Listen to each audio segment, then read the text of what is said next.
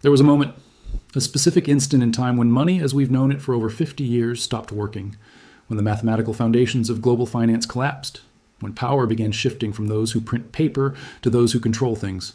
It happened at 11:47 p.m. Eastern Standard Time on February the 2nd, 2026. In a secure conference room beneath the Federal Reserve Building in Washington, D.C., no cameras, no recording devices, no official record. Just 12 people who hold more economic power than entire nations, facing a mathematical reality that couldn't be solved with monetary policy. Ladies and gentlemen, I'm about to tell you about the moment that history will mark as the end of fiat currency and the beginning of the new economic order. The moment when the people who created our monetary system admitted it was broken beyond repair and began implementing the transition to something entirely different. The meeting was supposed to last 30 minutes, a routine briefing for Federal Reserve governors about institutional capital flows and banking sector stability. Instead, it became an 8-hour emergency session that fundamentally altered the global power structure while the world slept. Fed Chair Jerome Powell called the meeting after receiving classified reports from the Treasury Department, the Office of the Comptroller of the Currency, and the Federal Deposit Insurance Corporation. All three agencies had reached the same terrifying conclusion. The American financial system was experiencing cascading failures that could not be contained using traditional policy tools. The first presentation came from Treasury officials who revealed that foreign institutional demand for U.S. government bonds had collapsed below sustainable levels, not declining gradually, but disappearing entirely. Major pension funds, sovereign wealth entities, and central banks had stopped purchasing Treasury securities altogether, leaving the Federal Reserve as the only buyer of American government debt. But the Treasury Department's briefing contained a more disturbing revelation. Their mathematical models showed that even unlimited Federal Reserve bond purchases could not stabilize government financing needs because the money printing required to buy government debt was destroying the currency faster than the debt could be issued. Think about what that means. The United States government had reached the point where they could not finance operations through borrowing because the act of financing operations destroyed the value of the money used to finance them. They had hit the mathematical limit of fiat currency systems. The second presentation came from banking regulators who reported that commercial banks had fundamentally altered their business models in ways that made traditional banking supervision impossible. Banks were no longer operating as financial intermediaries. They were functioning as physical asset holding companies that happened to have banking licenses. The regulatory officials revealed that major banks had liquidated over $2.8 trillion in traditional financial assets over the past month to purchase physical infrastructure, real estate, commodities, and production facilities. The banking system had effectively abandoned banking in favor of resource extraction and infrastructure control. But the most shocking regulatory briefing focused on payment systems. The officials reported that traditional electronic payment networks were experiencing what they called systematic bypass. Large corporations, institutional investors, and even some government entities were conducting business transactions outside conventional banking systems. Instead of using dollars transferred through bank networks, they were using direct asset swaps, commodity exchanges, precious metals transfers, and bilateral trade agreements that completely avoided the traditional monetary system. The dollar wasn't being abandoned through dramatic selling, it was being ignored through systematic irrelevance.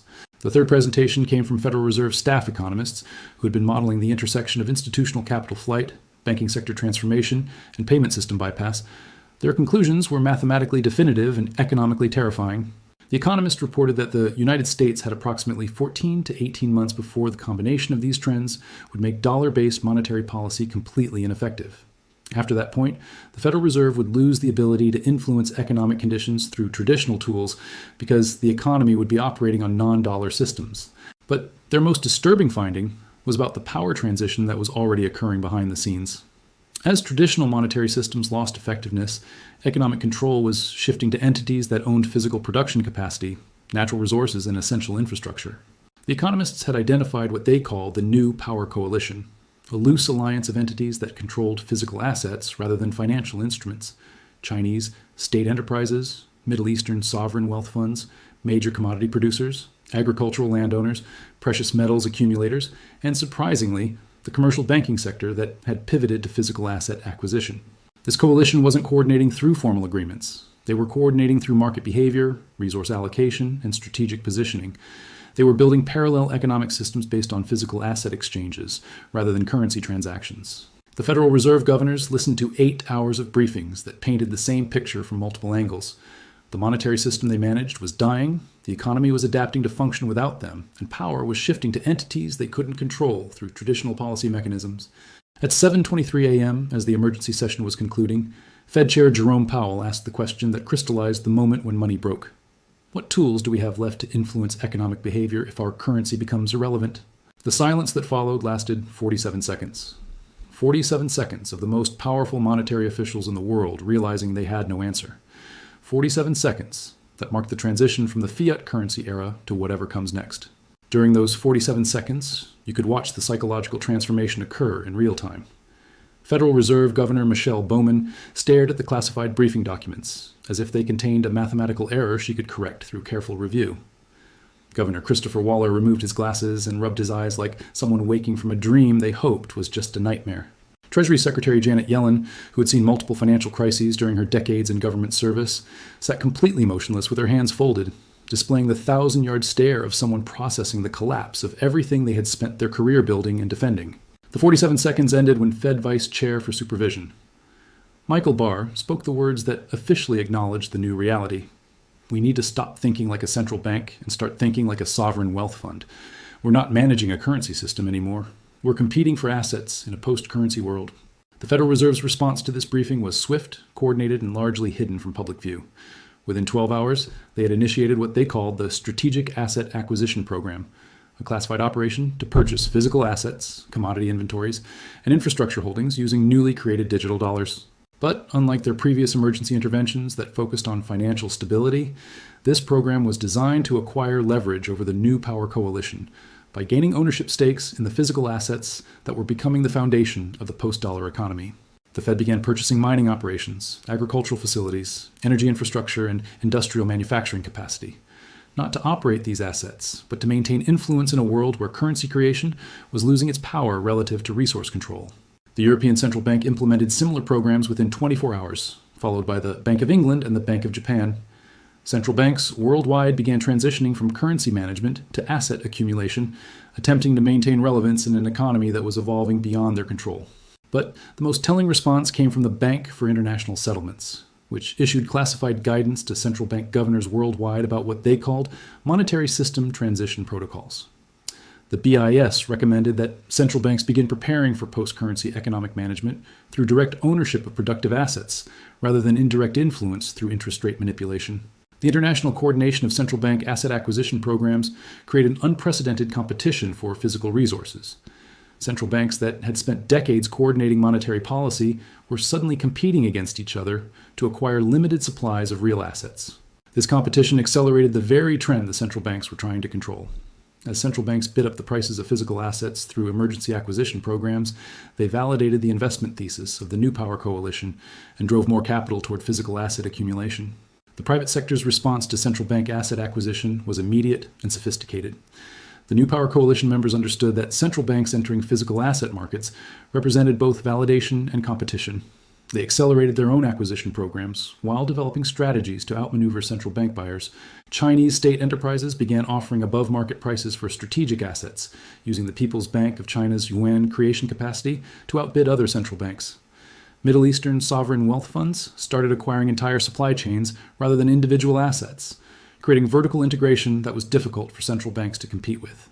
Major commodity producers began forming joint ventures with agricultural landowners, precious metals accumulators, and infrastructure controllers, creating integrated physical asset networks that functioned independently of traditional financial systems. The commercial banking sector, which had already pivoted to physical asset acquisition, found themselves inadvertently aligned with entities they had previously considered competitors. Banks discovered they shared strategic interests with commodity producers, real estate owners, and infrastructure controllers because they all benefited from the transition away from currency-based economic systems. But perhaps the most significant development was the emergence of what intelligence agencies started calling shadow coordination.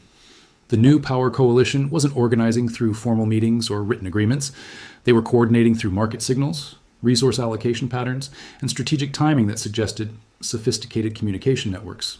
This shadow coordination allowed the coalition to respond to central bank asset acquisition programs with countermeasures that seemed to anticipate central bank strategies before they were implemented. When the Federal Reserve targeted specific mining operations for acquisition, Chinese entities would purchase complementary facilities that controlled the supply chains feeding those operations. When European central banks attempted to acquire agricultural assets, Middle Eastern sovereign funds would simultaneously purchase the water rights, transportation networks, and processing facilities that made those agricultural assets functional. The coordination was so sophisticated that it suggested access to classified central bank planning documents or the presence of coalition members within central bank decision-making processes. The intelligence community began investigating possible infiltration of monetary policy institutions by foreign entities or private interests. But what they discovered was more disturbing than foreign infiltration. They found evidence that monetary policy officials themselves were positioning their personal wealth and family investments to benefit from the transition away from currency-based systems. The investigation revealed a pattern of insider trading that dwarfed any previous financial scandal in scope and implications.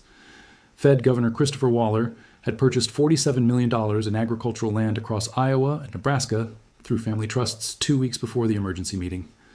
Treasury Undersecretary Nellie Liang had acquired controlling interests in 3 precious metal storage facilities through offshore investment vehicles.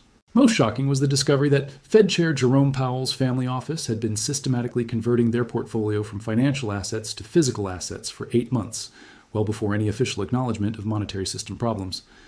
Powell's wife had purchased mining company stocks, agricultural real estate investment trusts, and commodity storage facilities totaling over $180 million. The intelligence investigation also revealed that these officials had been receiving private briefings from New Power Coalition representatives months before the official February 2nd emergency meeting.